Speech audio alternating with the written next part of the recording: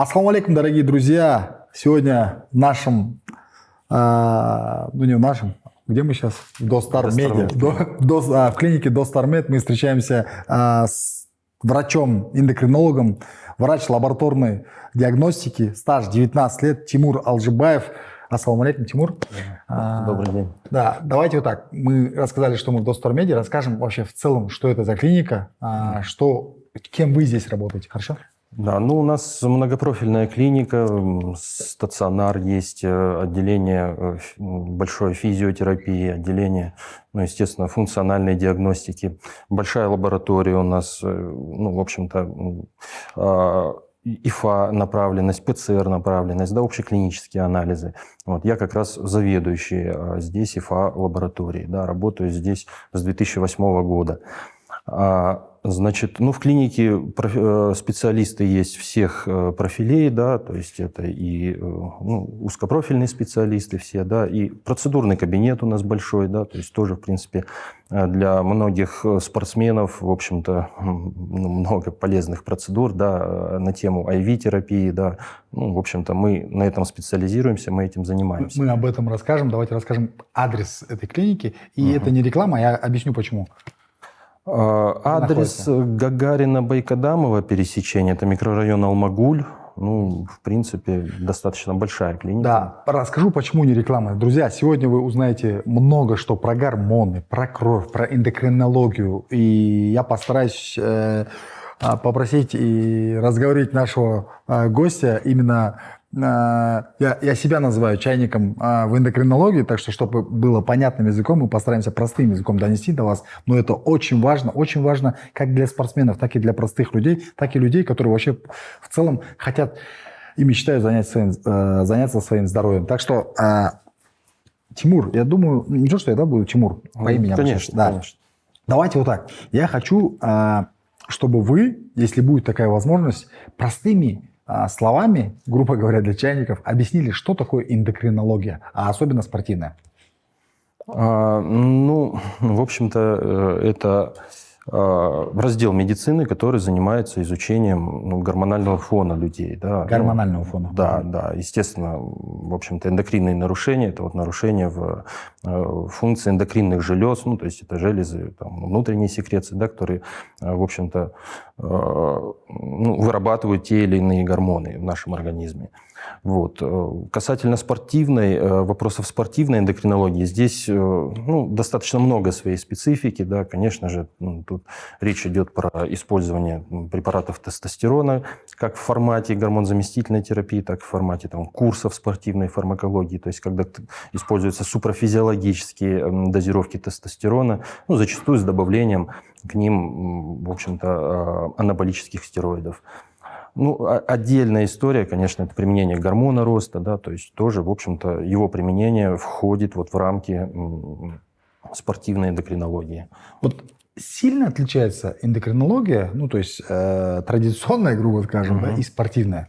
Да, достаточно сильно. То есть здесь вот своя специфика вот при работе с спортсменами, ну, вот потому что эти препараты, они, ну, скажем так, их не найти в аптеке, да, то есть это все рынок, в общем-то, андерграундный, да, и в медицинских протоколах они, в общем-то, не фигурируют, эти препараты.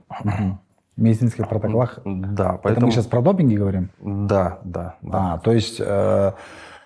Вот официальная традиционная медицина, получается, имеет право заниматься какими-то определенными препаратами, которые входят там в запрещенные, как список запрещенных веществ, да? Нет, они не имеется в виду запрещены. допинг. Да, они входят в категорию допинга, то есть, ну, в общем-то, запрещены ВАДА для использования. А официальная медицина имеет право заниматься этим, да? Да, конечно. Ну и единственный момент, что там, ну вот, что касается анаболических стероидов, в общем, ну, был и... Есть ли закон, который вообще, вот, допустим, не только на Олимпиаде, там, не знаю, на чемпионатах мира или на на каких-то виды спорта запрещает. А вот в целом нельзя это продавать или нельзя это вот кому-то рекомендовать? Или... В некоторых странах есть. Да, в некоторых у нас... странах есть. Нет, у нас они не входят в список сильнодействующих. То есть они, в принципе, в свободной продаже. Есть сайты по их дистрибьюции, их можно приобрести. С этим проблем нет. Но в некоторых странах, да, они входят в список сильнодействующих средств. Там предусмотрена уголовная ответственность за их использование и распространение, конечно. Но у нас в Казахстане, в общем-то, этого нет. Кто бы не захотел, приобретает лицензию и продает все, что угодно. Именно в плане медицины, да? То есть по допингу у нас в Казахстане, так? Ну, то есть если у него есть да. разрешение, лицензия, то он продает, да? То есть в аптеке, там, да. по рецепту врача и так далее, да? Ну, допустим, скажем, вот давай, что мы слышали самое серьезное такое, да? Анаболики, да? Вот раньше я часто слышал такое слово. Ни разу в глаза не видел, ну, не то чтобы не употреблял, не понимаю, что это такое. Что такое анаболики? Вот я помню, фильм был такой «Анаболики». Помню, даже вот сейчас снимают фильм про бойца, забыл, Прайда, который именно вот страдал от этого, да, то есть про него показывали, как он там типа болел после использования. Ну, в то время же не особо как бы изучали, и у него какой-то там побочный эффект был, он болел, страдал от этого. Вот что такое анаболики?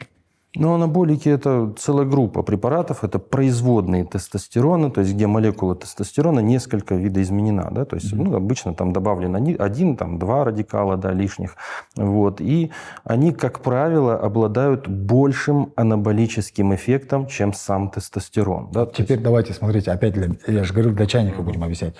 Что такое анаболический эффект? Вот для человека простого. Да. Зачем ему он нужен? Ну, это, скажем так, способность вот данной молекулы влиять на процессы анаболизма. Ну, грубо говоря, это процесс набора мышечной массы. Набор мышечной массы, ага.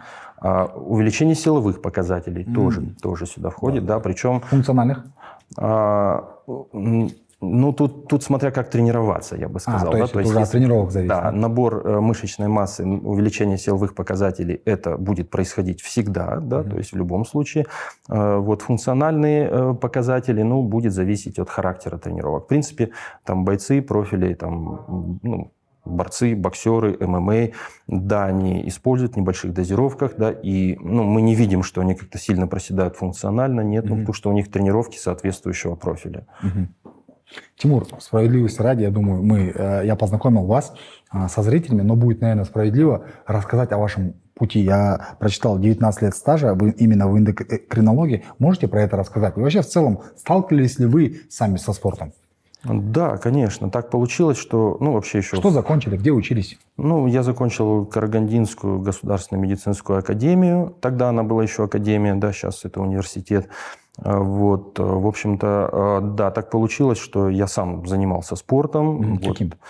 Ну, вот железо, да. Ну да. В общем, тяжелая атлетика. Да, силовой спорт. Вот, и, ну, скажем так, были цели тоже по набору мышечной массы, определенные, скажем так, спортивные задачи стояли.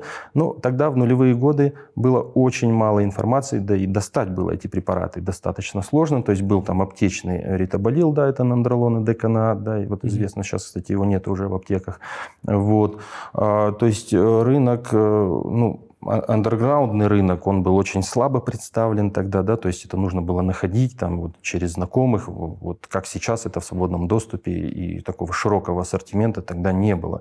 И информации было очень мало, да, то есть о влиянии этих препаратов на организм человека, то есть я во многом, была возможность оценивать эти эффекты этих препаратов на себе, да, контролируя анализы, да, то есть я этим занимался. Вот.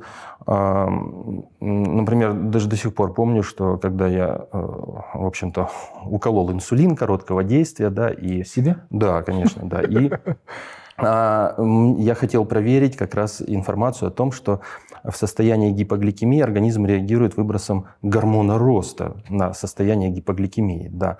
И вот я дождался этого состояния гипогликемии. Это был 2009 год, вот, если я не ошибаюсь. Вот. И пришел в процедурный кабинет наш, у меня взяли кровь, да, и гормон роста показал прям очень высокие значения. Я не помню точную цифру, но это была очень высокая цифра. То есть состояние гипогликемии, да, то есть организм вот реагирует выбросом гормона роста. Я это как раз тогда вот четко проверил, да. Давайте подойдем Ну, в любом случае, к вам в основном, наверное, профессиональные спортсмены, да, обращаются? Так же? Да. Да, вот чем вы можете, ну, я знаю, что вы помогаете, давайте расскажите, чем вы можете помочь тем спортсменам, которые к вам не приходили с подобной какой-то проблемой, не знаю, за информацией. Вот чем вы можете лично помочь профессиональному спортсмену правильно подвестись, подготовиться к каким-то стартам? Ну, естественно... Как специалист эндокринологии. Да, естественно, здесь ну, зависит от целей спортсмена, да, то есть, ну, в общем-то, если спортсмен использует вот препараты этой категории, да, то, конечно, наша основная работа, наша основная задача – это чтобы он не наносил себе вред здоровью, да, то есть лабораторный контроль анализов – это одна сторона, да, значит, ну, особняком стоят, конечно, это внутривенные вливания для спортсменов, их, в принципе, тоже можно рассматривать как отдельный вид допинга, да, ну, например, там вот, миланский коктейль очень актуален, да. Кстати, много слышал о нем. Да, капать. Его запретили? Нет, хотя возможно, что я не отслеживаю списки ВАДА, да, вот они же обновляются постоянно, да, то есть, возможно, какие-то из его компонентов и в недавнем прошлом были внесены. Что туда входит? Давайте перечислим. В миланский коктейль там езофосфин основной компонент, ну, не единственный компонент, но он такой очень сильный энергодонатор, вот, и, в общем, ну, прям заряжает энергией, да, то есть, кроме этого, витаминный препарат, ну, Диматон Т у нас в Казахстане мы используем, да, либо можно прифолик, да, это отдельно препарат фолиевой кислоты, глутатион, то есть хороший антиоксидант, да, понятно. Значит, и рибоксин, ну, либо мелдронат, да, энергодонаторы тоже известные. Вот состав миланского коктейля, да, они капаются все друг за другом, ну и в формате вот, через день прокапаться перед ответственными соревнованиями, да, это используется на практике. Ну, то есть, почему он и получил название миланского, да, футболисты Интера, да, если я не ошибаюсь, впервые засветились, вот, капая этот коктейль, да, и поэтому он получил такое название. Но он активно используется спортсменами и, ну, скажем, силовых видов спорта, да, вот когда, скажем так, к определенному дню нужно подойти в максимально хорошей физической форме. Вот. То есть, скажем так называемая вот IV-терапия для спортсменов, да, мы этим тоже активно занимаемся. Вот, как я сказал, у нас большой процедурный кабинет, да, и ну, в общем-то, спортсмены часто приходят на подобные процедуры. Конечно, это контроль анализов при использовании препаратов тестостерона и анаболиков, потому что, к сожалению, есть у этих препаратов побочные эффекты на организм. Мы о них поговорим чуть дальше. Я вот хотел одно спросить. Раньше, 2009 год, как раз-таки вы говорили, что когда не было информации, и препараты достать тяжело было, как раз-таки в это время мы выступали. И ездили на международные соревнования, чемпионаты мира, видели, как там европейцы там употребляли какие-то гели, после взвешивания употребляли капельницы, ну и много-много чего-то другое. У нас из витаминов был мед, курага, орехи смешанные в однородную массу, и витрум витамин такой был. Да. И мы считали это, знаешь, как бы таким энергодонатором, как вы назвали только что, да? Мне, кстати, слово это понравилось. Как обстоят дела сегодня в Казахстане? Я не знаю, как это... Вот говорят фарма. Фарма это запрещенная, значит, да? Как вот обстоят дела вообще с фармакологией именно спортивной в Казахстане? Да, ну то есть если речь идет про правовое поле, то здесь все в порядке, да, то есть они не входят в список запрещенных, сильнодействующих, как мы уже говорили ранее. Здесь, ну, как бы проблем с этим нет. Вот. Если речь идет про то, где их достать, то сейчас они в свободном доступе, да, сайты есть по дистрибьюции спортивной фармакологии, да. Ну, там другой вопрос, что вопрос качества – это уже как бы отдельный вопрос, да, то есть не все там бренды, не все производители, они одинаково хорошего качества, они тоже в этом плане отличаются. Вот. Ну, в общем-то, вот так вот. Вот профессиональный спорт может жить без фармы? Вы знаете... Ну, вопрос такой неоднозначный. Я бы сказал, что нет, да, то есть... Вы как эндокринолог спортивный говорите, заявляете, что нет, да? Да, потому что я вижу, что, ну, даже там легкоатлеты, даже вот, ну, скажем так, спортсмены, где не силовой направленности, да, они тоже активно используют эти препараты, вот, и, ну, я не говорю, что все их используют, нет, конечно, да, то есть есть спортсмены, которые одарены генетически, которые, ну, очень хорошо, которым очень повезло с наследственностью, да, то есть они, в принципе, могут выступать без использования этих препаратов и показывать хорошие результаты. Но если мы говорим, например, про такие дисциплины, как бодибилдинг, пауэрлифтинг, то... ММА. Нет, в ММА можно. Вот есть Можно ребята... без фарма, да? Да, и таких немало, кстати, ребят, кто выступает без применения этих препаратов и, в принципе, показывает хорошие результаты. Вы имеете в виду, там, он может себе позволить там какой-то разрешенный неотон, извиняюсь, а там эмфизол, да, там, но не тестостерон, там, не анаболики и так далее. Да. То есть вы говорите, что в основном, в большинстве случаев, он нужен тем, кто набирает большую мышечную массу, делает из нее как бы скульптуру, то есть, ну, это типа, ну, скажем, грубо качкам, да, то есть это нужно качкам, да? Ну, да. Больше. Да. А вот те, кто дерутся, там, ну, те же ММАщики, ну, без разницы, единоборства, они менее нужны им, но при этом, при всем, там, есть разрешенные препараты, там, которые они применяют, ну, я знаю, многие из них, там, после взвешивания, там, применяют, там, вот, имфизол, допустим, да? Да. Вот давайте расскажем, потому что его многие спортсмены применяют, и я больше чем уверен, сейчас они сидят за экраном, смотрят на нас и думают, вот, можно ли имфизол применять или нельзя? Да. Вреден ли он или нет? Нет, не вреден, его можно применять, да, то есть для восстановления там водно-электролитного баланса, ну, как раз после вот этой процедуры и весогонки, вот изнурительной достаточно, да, то есть когда проходит там процедура взвешивания, там и остается там 1, там, ну, иногда 2 дня, да, до там соревнований, до боя, да, и нужно, ну, максимально как-то вот восстановиться, да, после вот этого процесса весогонки. Вот, и там, да, внутривенные вливания, они очень активно используются, причем на самых высоких уровнях, да, то есть и в UFC я слышал. Да, ну, тоже практикуется, вы в теме, да. Да, вот там, кстати, вот очень часто вот аналоги, либо миланский коктейль, который мы проговаривали, либо вот аналогичного состава, внутривенные вливания, да, это очень широко используется. Видел такие моменты, когда вот парень весит там, ну, 75 килограмм, ну, скажем, давай, вот легкую весовую категорию возьмем, 70 килограмм, гоняют с 85-90, а после взвешивания за ночь набирают 10-12 килограмм. Это нормально? Ну, с точки зрения, скажем так, нагрузки на организм, конечно, это, ну, это несет определенную нагрузку, да, то есть, но тут говорить об отдаленных Насколько опасную? Мало изучено, да, то есть вот отдаленные последствия подобных весогонок мало изучены, да, то есть нету каких-то там, ну, РКИ на эту тему, да, то есть, ну, клинических исследований. РКИ вот. Что такое? Рандомизированные клинические исследования. Понял. Вот. И поэтому, ну, это на стадии изучения только, да, то есть сейчас ссылаться на какие-то вот исследования и, ну, говорить, что это вот, да, есть там определенные... Здесь мы больше должны говорить об отдаленных последствиях, да, вот такой весогонки, а они вот мало изучены, да, то есть здесь информация... Ну, просто чтобы получить здесь информацию, требуется достаточно большой промежуток времени, да, то есть он еще недостаточно прошло времени, чтобы мы могли уже делать какие-то выводы на эту тему. Что нужно делать профессиональному спортсмену, который хочет, ну, понятно, пришел, тренируется, хочет достичь каких-то результатов. Вот что в первую очередь ему нужно сделать?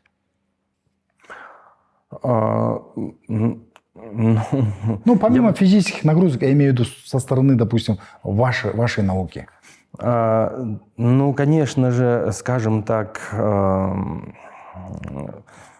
Сдать анализы, это будет звучать слишком банально. Не, да? не, почему? Это важно. Я много знаю людей, которые никогда не сдавали анализы. Если вот я вот признаюсь, в регионах есть ребята, которые не знают, что нужно сдавать анализы вообще перед подготовкой, после, перед применением. Вот это нужно рассказать, почему нужно донести, это важно.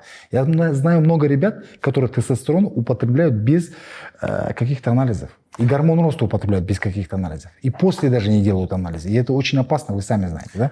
Да, потому что есть побочные эффекты определенные. Ну, скажем так, даже если просто человек приходит не в рамках использования препаратов спортивной фармакологии, вот он занимается, в общем-то, на собственных ресурсах, контроль анализов, ну, на предмет там, дефицитарных состояний, да, на предмет Чего? дефицитарных состояний. Да.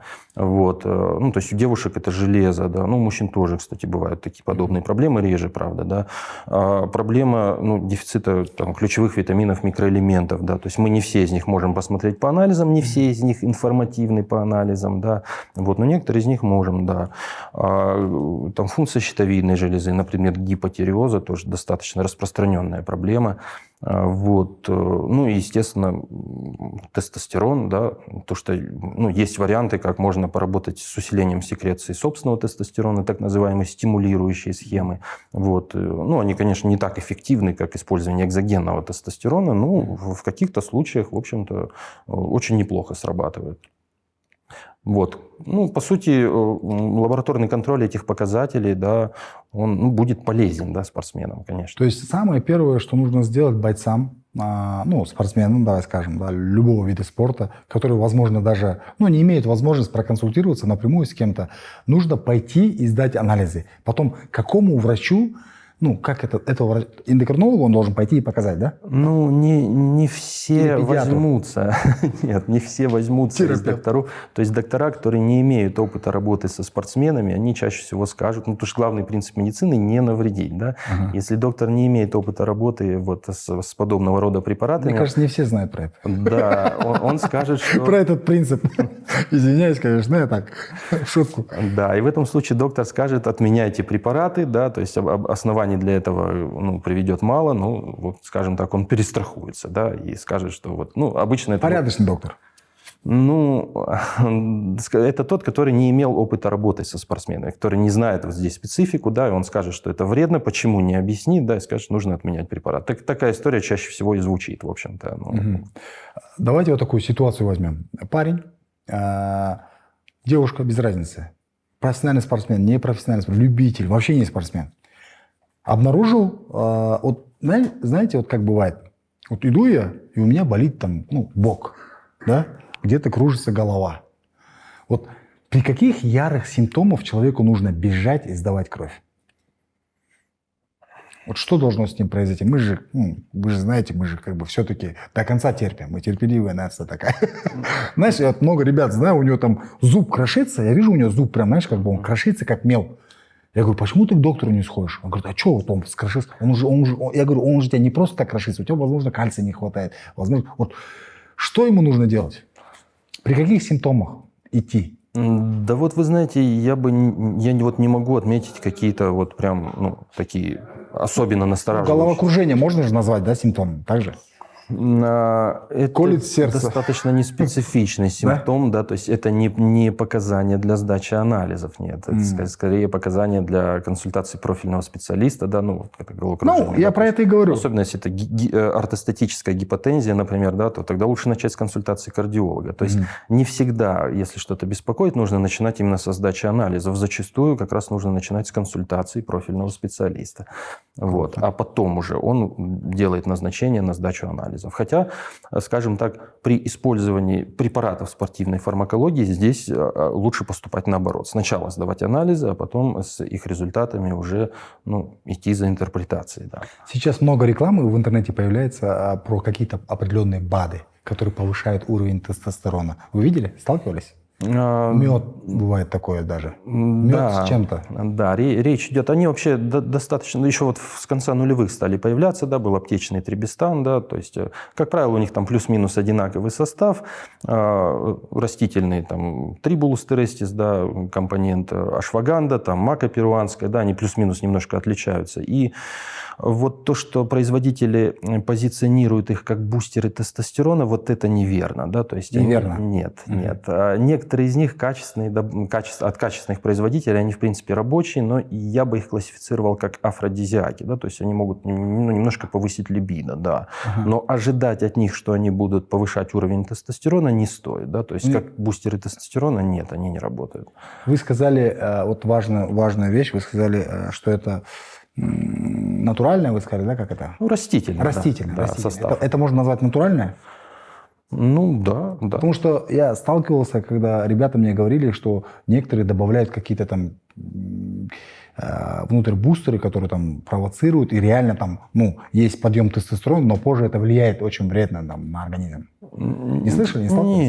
Нет, нет. То есть БАДы, которые мед, который называют БАДами, которые добавляют типа для подъема тестостерона, который вы вот до этого ранее сказали, это не является таким вредным каким-то веществом? Нет, с точки зрения безопасности здесь претензий к ним нет, да, вот претензий с точки зрения эффективности, да, то есть они, ну, в общем-то, как я сказал ранее, да, уровень тестостерона, они особо не влияют на него.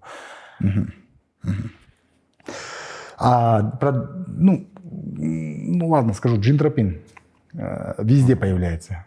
Facebook откроешь, появляется, где-то еще открываешь. Ну, я как понял, это гормон роста. Их разновидностей очень много, ансамонис и так многие другие. Вот как к нему относиться сегодня спортсменам? Можно его употреблять просто так, легкомысленно? Легкомысленно нет, я бы не стал, да, то есть, потому что, ну, скажем так, есть определенные побочные эффекты. Какие, да? Он повышает уровень сахара в крови. Это контринсулярный гормон, да, гормон роста. Вот, он повышает уровень сахара в крови. И, ну, скажем так, условно, если взять человека, который ведет малоподвижный образ жизни, он там сидит весь день за компьютером.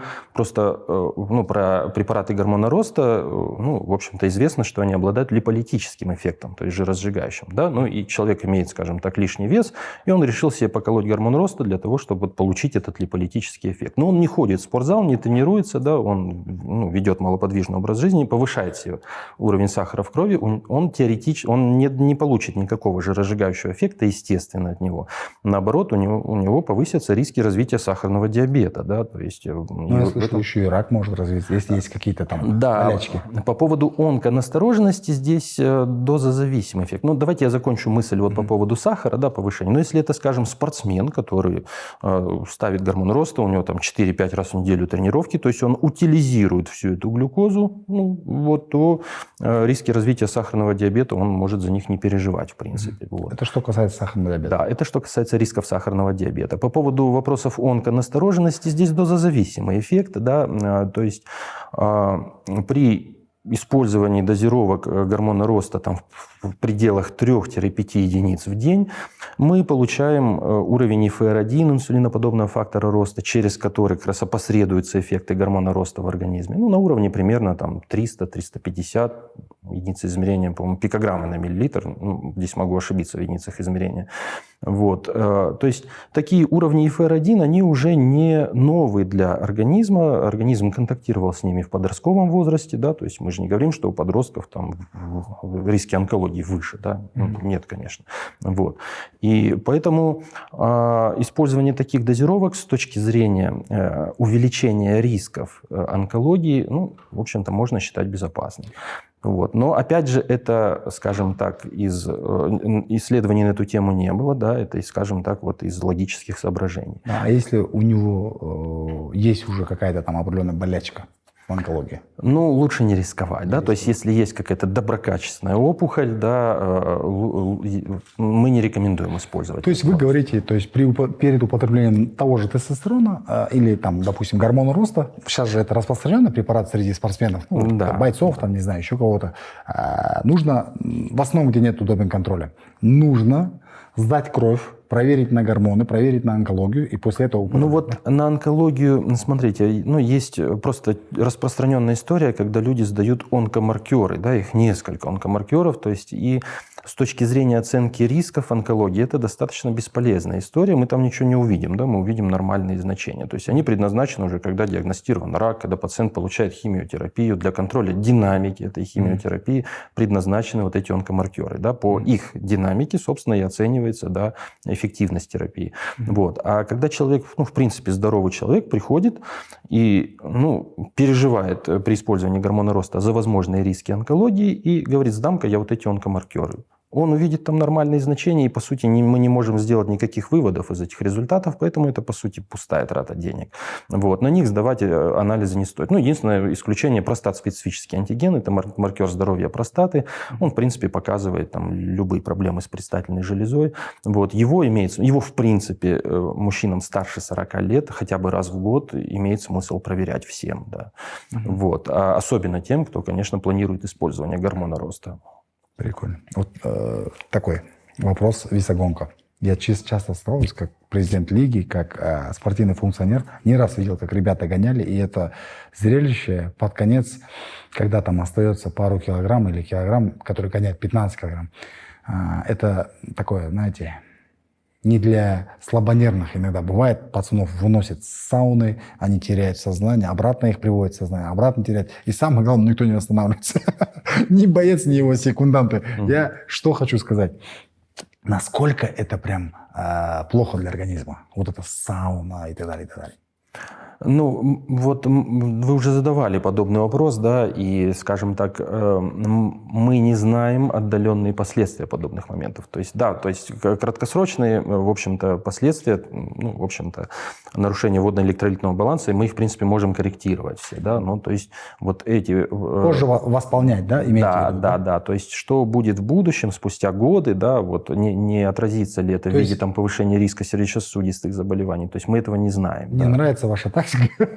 Вы, как врач-эндокринолог, говорите, что не можете сказать, плохо это или хорошо. Это можно восполнить после... Ну, не, это, знаете, это прикольно, то, что вы практикующий доктор-спортсмен, который через себя это пропускал и как бы может, как сказать, не напугать людей. Обычно, когда к врачам приходишь, говорят, уебать, тохтат, да, все, там, это не надо делать, это там тебя убьет и так далее, и так далее.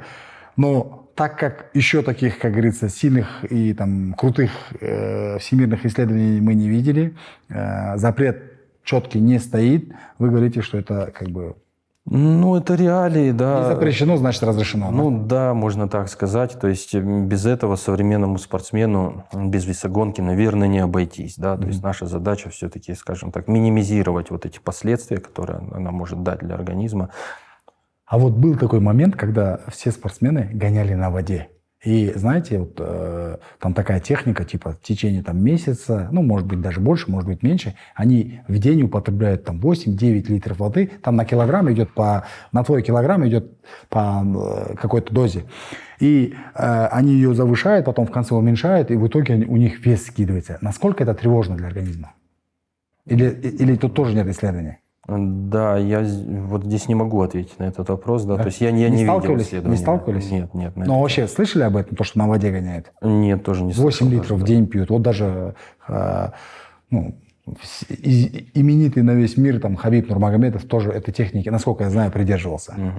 То есть была такая. Да, но у меня не было вот как бы практики работы вот с подобного рода процедурами. У меня, я вот прям сегодня утром перед тренировкой, сделал я ее в 8 часов, кстати, утром рано, прикольно, ехал и задал вопрос своей аудитории. Говорю, скажите, пожалуйста, я сегодня встречаюсь с очень таким высококвалифицированным врачом в эндокринологии, именно спортивной эндокринологии, потому что на моей памяти, вот даже давайте такой вопрос задам, у вас много коллег, именно кто занимается спортивной эндокринологией? Нет. Здесь, в Алмате? Нет. А по Казахстану?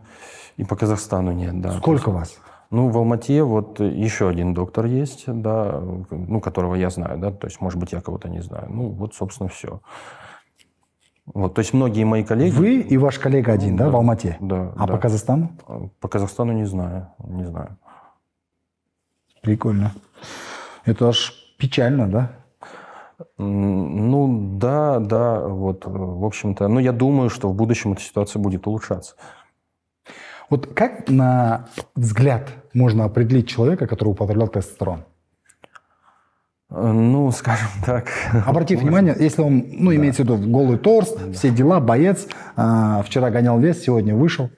Просто определить можно говорить как-то? про бойцов, они ведь используют небольшие совсем дозировки. Вот здесь давайте про спортсменов других скажем. А вот там бодибилдеров, вот человек приходит в спортзал, да, сейчас, если, например, раньше, там, вот в нулевых годах, в конце 90-х, да, если приходишь в спортзал, ну, люди, которые используют спортивную фармакологию, это были единицы, да, их было сразу видно, да, они выделялись. То сейчас их достаточно много в зале, ну, их тоже видно, да, у них вот мышечная масса такая вот больше, выше среднего, вот, рабочие веса, соответственно, тоже. То есть резкое изменение, да? Ну, в весовой категории, да, мышечной в массе, мышечной да? массе, я Если, бы сказал, конечно, да. пузо есть, это не тестостерон, это чисто пиво, там туда-сюда.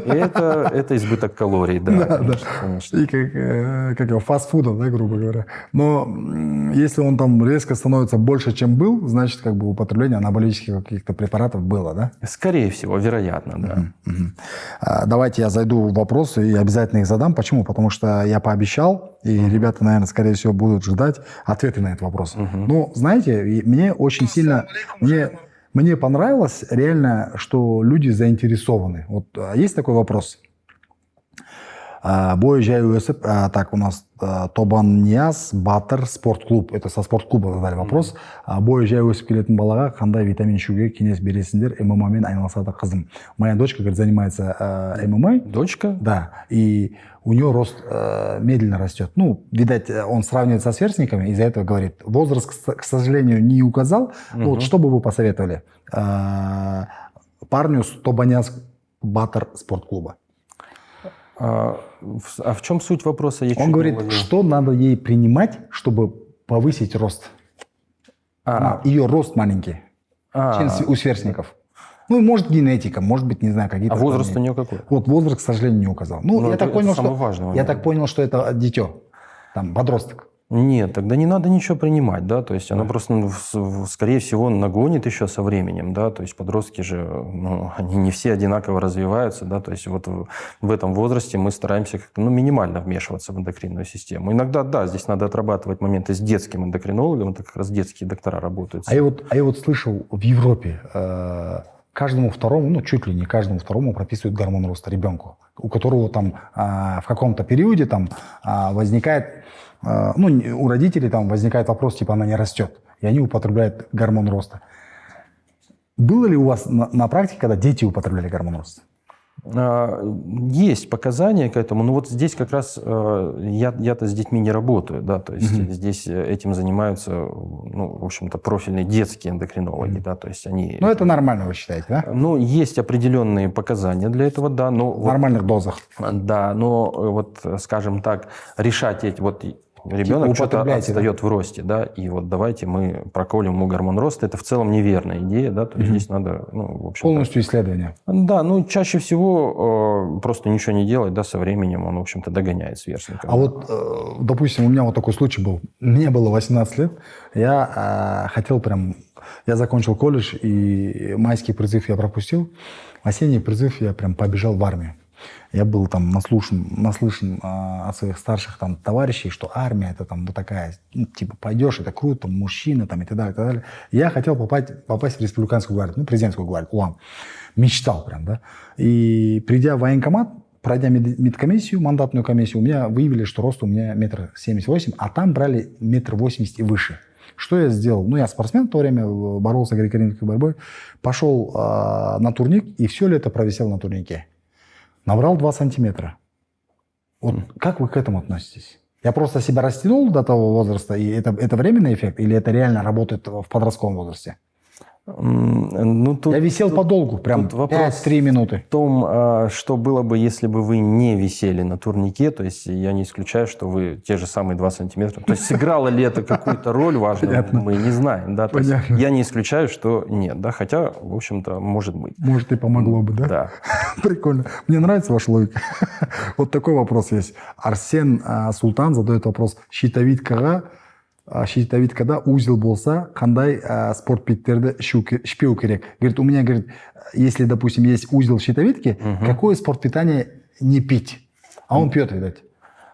Чем нужно ограничиться? Да нет, ему надо, в общем-то, узлы, это достаточно частая история, узлы в щитовидной железе, да, то есть, ну, там был даже, скажем так, корейский феномен, когда вот там в Южной Корее, ну, включили вот узирование щитовидной железы, ну, скажем, всем подряд, да, ну, и получили кучу проблем, потому что, ну, люди ходили, не подозревали, что у них есть узел, да, им диагностировали этот узел, ну, и, в общем-то, ну, люди очень сильно переживали по этому поводу на ровном месте, по сути. Да? А так он есть у многих, да? Да, он у многих есть, да, то есть зачастую это узловой коллоидный зоб, то есть достаточно безобидное, скажем так, состояние, да, то есть здесь показания к биопсии этого узла, да, то есть когда есть классификация в заключении УЗИ, там будет написано, да, вот по шкале ТИРАЦ, да, то есть если...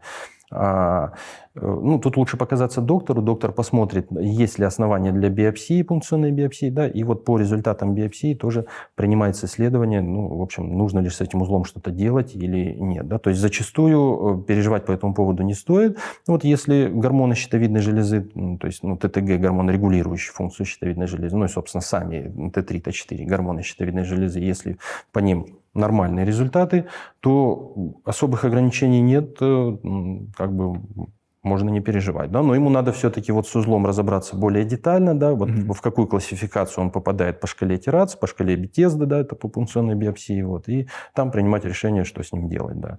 Вот. То есть узлы бывают разные, да, то есть очень часто это, скажем так, достаточно безобидная история, вот, но иногда бывает, в общем-то, что это проблема.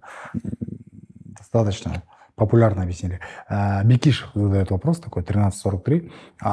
Салмак қосу үшін қандай кеңес? То есть, чтобы добавить вес, какой совет дадите?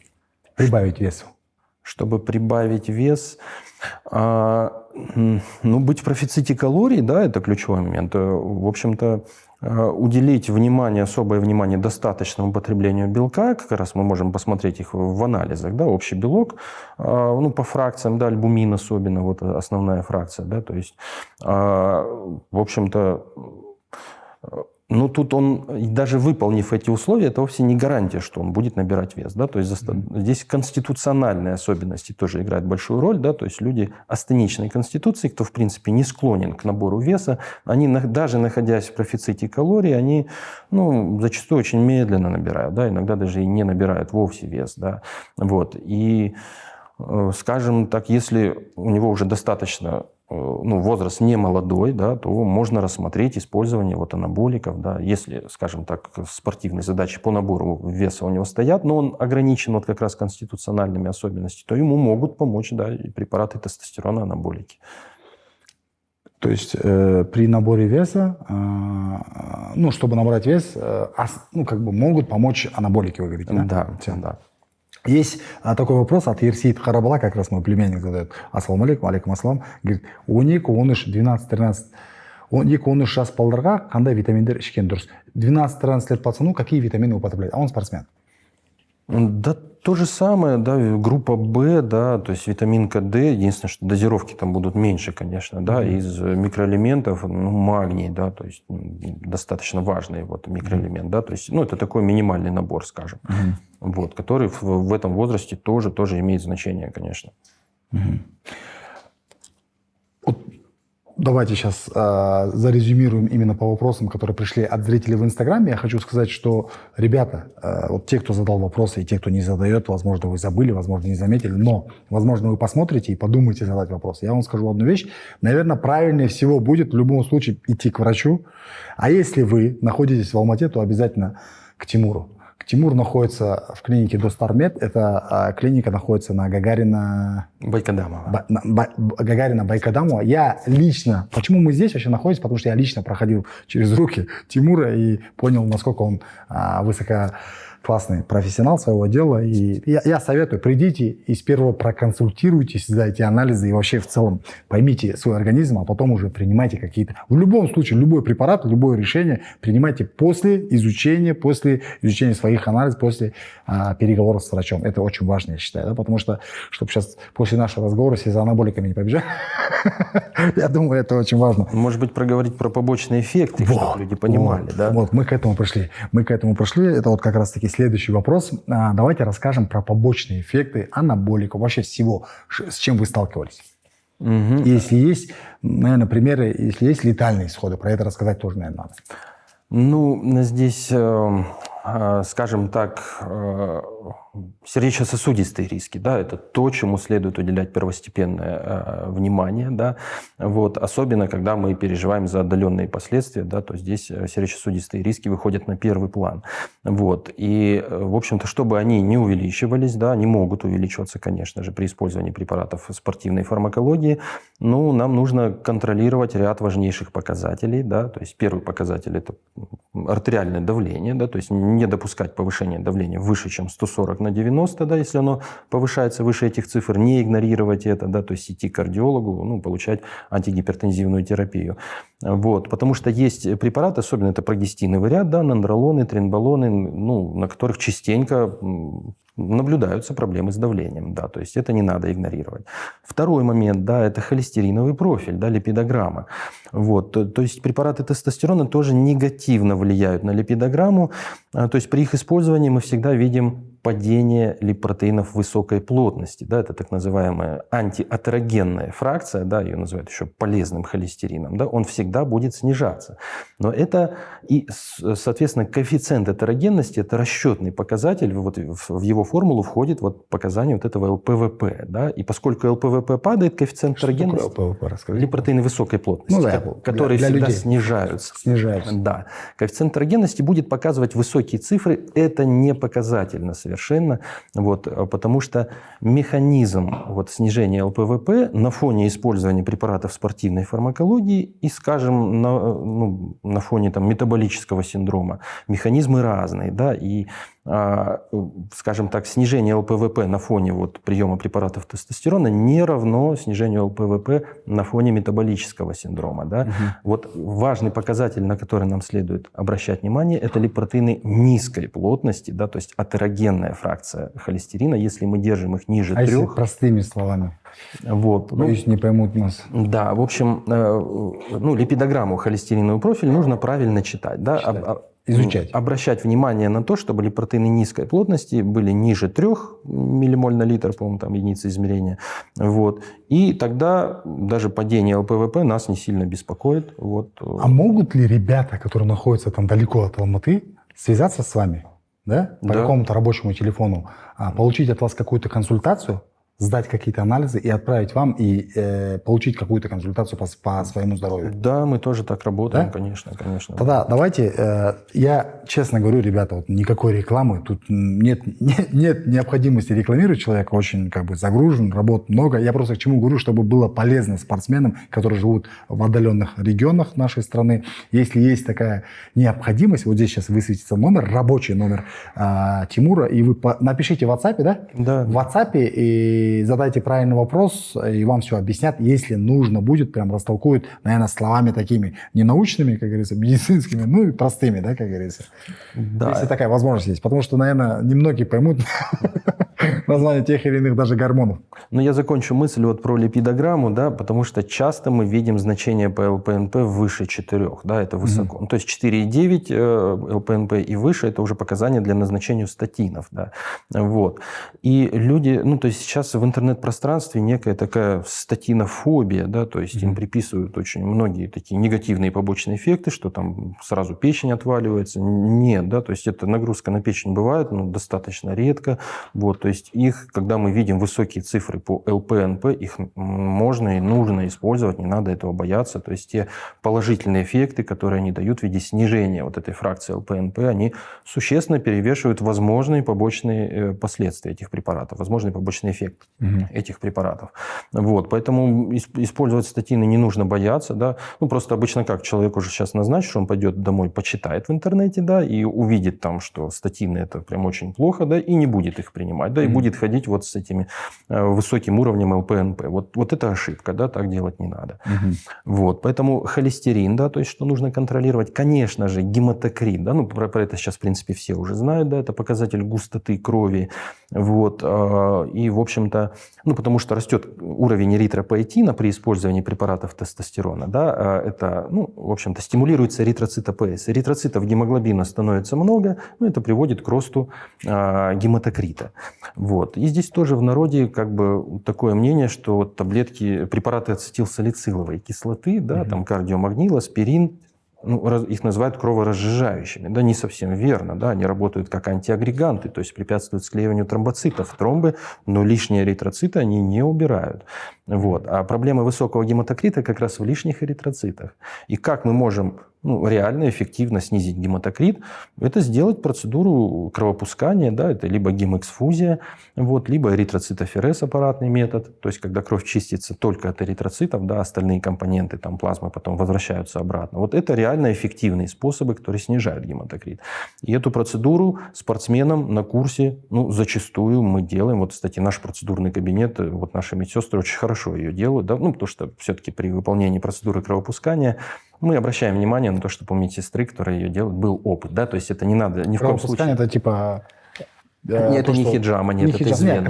Из вены, да. Да, из вены, да. Ну, то есть даже сдать кровь, да, типа, да? Ну, как донором пойти не совсем верно, потому что нам важно, чтобы мы возместили объем циркулирующей крови, то есть после этой процедуры, чтобы вас прокапали эквивалентным объемом жидкости. Да?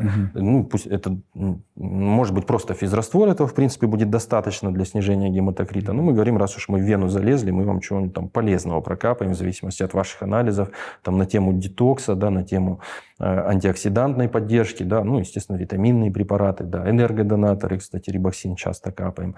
Вот. Но я что хотел сказать, эту процедуру ни в коем случае нельзя делать дома, в домашних условиях. Да, это надо делать вот в процедурном кабинете, да, ну, в общем... Лучше подойти к врачу. Я сейчас много вижу, часто там каких-то, знаешь, даже забегаловках, там каждый второй что-то делает иголку там с головы, с вены, там зажимает, кровь берет.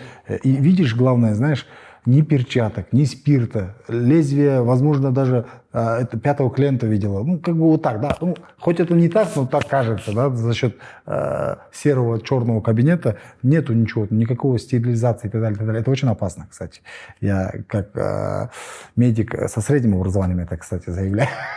Заявляю, среднее специальное образование у меня стоматология. Я не знал. Да? Знаете, что хочу? У нас по традиции гость, который присутствует, говорит обычно наставление, но я хочу, чтобы вы дали какой-то определенный совет людям, занимающимся спортом, не занимающимся спортом, возможно, по питанию и по образу жизни. Вот ваша камера, вам время.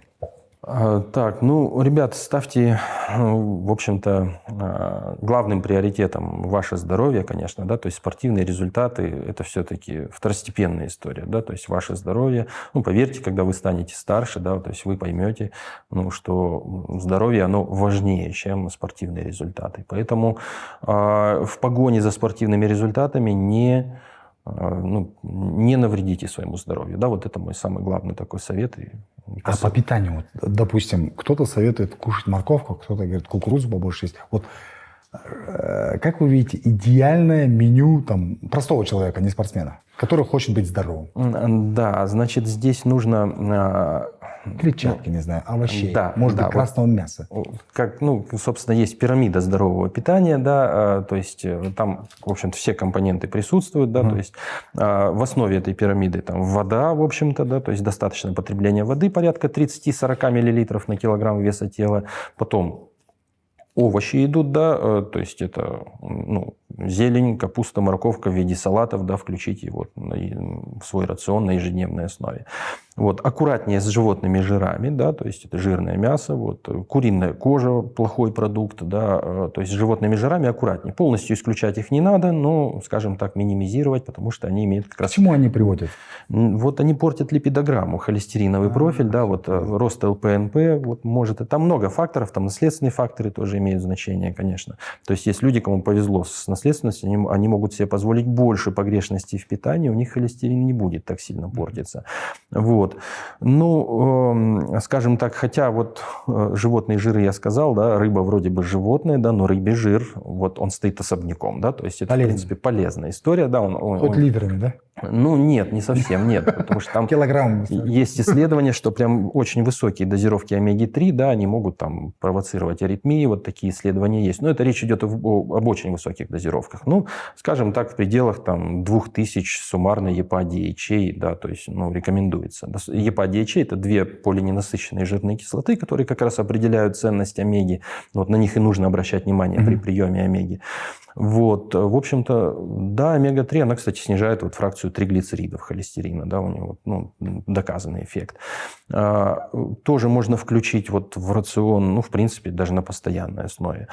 Вот, ограничить, ну, по минимуму ограничить это быстрые углеводы, да, сладкое, мучное, вот, то есть это все ограничить по минимуму. Ну, естественно, обратить внимание к вопросу витаминно-минерального обеспечения, да, чтобы все ключевые нутриенты, ключевые витамины в достаточном количестве поступали в организм, да, то есть с этой точки зрения использование их в качестве отдельных добавок БАДов, да, это в целом хорошая история.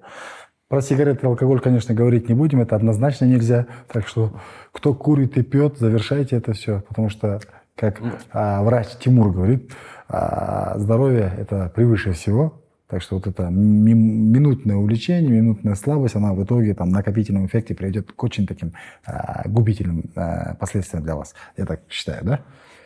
Я бы посоветовал, да, с этими привычками, если они у кого-то есть. Хотя я просто думаю, что зрители вашего канала... Нет, почему? Многие есть, разные есть. Знаете, вот о чем хотел еще минуточку поговорить. Я на протяжении 4 лет практикую интервальное голодание. Угу. Вы об этом знаете, вы видели и по результатам. Я сейчас не по своим результатам хочу сказать. В целом, анализируя мои результаты, анализируя в целом вот эту ситуацию, вы могли бы посоветовать, потому что я сторонник и, знаете, вербую людей, даже все свое окружение, друзей, там, говорю, рекомендую, говорю, переходите на интервальное голодание, она во многом помогает. Можете как-то, ну, не знаю, рассказать про это? Вообще это полезно или как? Это не всем подходит. Есть люди, кто ну, достаточно комфортно себя чувствует, имеет неплохие показатели крови на интервальном голодании, да, ну вот вы в их числе тоже, да. Но в то же время есть люди, кто, ну, кому не очень подходит. Да, ну, вот если, допустим, не противопоказано. Я бы не сказал, что... Я бы не стал отмечать это как такой принципиальный момент. Да? То есть, кому комфортно находиться в интервальном голодании, да, его можно использовать, конечно, да. То есть, ну, и вот этот интервал нахождения там без приема пищи, он тоже достаточно индивидуальный. Да? То есть, устанавливать для всех одинаковые временные рамки, да, это не совсем правильно. Не совсем правильно. Да. То есть, у каждого это все индивидуально, да? Да, да. Круто. Тимур, вам большое спасибо, что уделили время.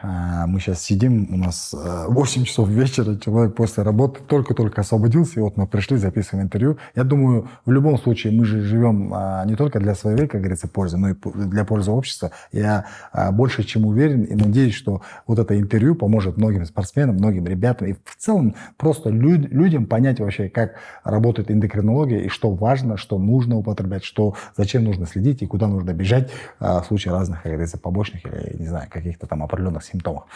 Вам большое спасибо. С нами был доктор эндокринологии, спортивной эндокринологии, чуть ли не единственный, можно сказать, ну, действительно, очень мало таких людей. Я сам столкнулся, из-за этого хотел вам его презентовать, рассказать, показать, и чтобы он сам своими словами объяснил вам, в чем суть заключается спортивной эндокринологии. Тимур Алжибаев, вам большое спасибо. Ассаламу. Все, вам тоже, Нурбек. Спасибо.